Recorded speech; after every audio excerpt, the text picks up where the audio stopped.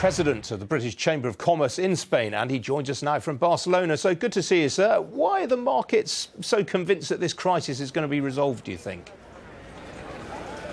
Well, Ian, that's gone along with what the Spanish government said today. They said that we're back to business as usual, that Spain will grow at over 3% GDP year on year over the full year. So at the moment in Madrid, everyone's feeling relaxed. Not so much the case here in Barcelona. So what have you been telling British businesses based in Spain and in Catalonia in particular? Well, that we need to talk to governments and make sure that we finish with the uncertainty as soon as possible. We looked over the cliff edge on Friday and thankfully didn't fall off it, but we're still to know what the future path is. If we've seen the peak of uncertainty, if we now move towards democratic elections in December and then a negotiated settlement so that Catalonia is comfortable within Spain in the current day, then we've seen the worst of it and we'll just see slow growth within a relatively rich region. If there is further disruption, if there is further uncertainty, if we see civil disobedience over the next few months, or we're just kicking the can down the road, then British companies, which the UK is the third largest direct investor in Catalonia, as well as other foreign countries, are going to start making other investment decisions. But should we be worried about British investment in Catalonia? You say they were the third largest investor in the region. I mean, is that investment in danger at all?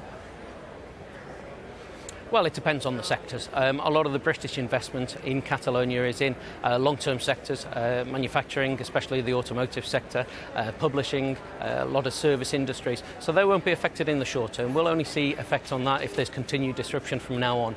But there are a lot of small and medium companies invested in Catalonia. Obviously, they're planning to cope with Brexit, and they're worried that if there isn't a settlement, if Catalonia does eventually become independent, then they'll be outside of the European Union on both ends. So the sectors we're seeing short-term damage in are the ones related to foreign flows of revenues, so tourism in particular. Those companies are worried. And some 1,700 companies which were based in Catalonia have now relocated to other parts of Spain. I mean, that sounds fairly sensible, but does it put them at risk of double taxation potentially in future? Well, it puts them at risk of double taxation in the event of the cliff edge scenario. That's particularly why those companies moved. At the moment, it's only the registration that's moved.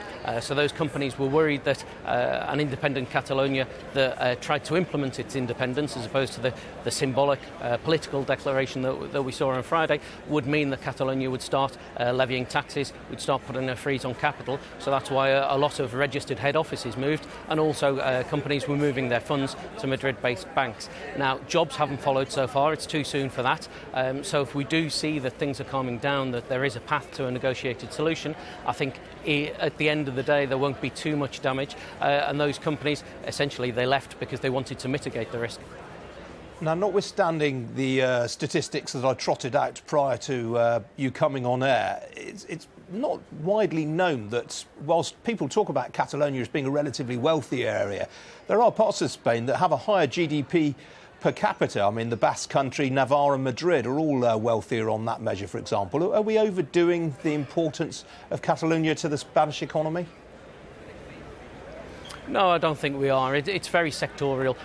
Madrid has a very wealthy economy, obviously, but it's very services-based. It's very based on multinationals. What we have in Catalonia is an industrial base that's very well established, that's very large. We've also got big banks, of course. It is fundamental to the Spanish economy. If you measure it by GDP per capita, obviously, it's quite a large and populous region as well. But certainly it is very substantial, not just within Spain, but within Europe. It's a very big region. It's of course, a key manufacturing centre rather than a services centre like other parts of Spain. Yes, absolutely. It's also growing a reputation within technologies. There's been a lot more innovation within Catalonia than other areas of Spain. It's sold itself as a startup hub, and there's a lot of synergies there with the UK, obviously. They've been attracting a lot of talent, and that's one of the things that's concerning British companies invested in Catalonia, whether they'll still have the talent flows and be able to import the skill set that they'll need, especially within that technology area. All right, Christopher Dottie, we've got to leave it there, I'm afraid. Thanks very much for joining me. It's good to see you.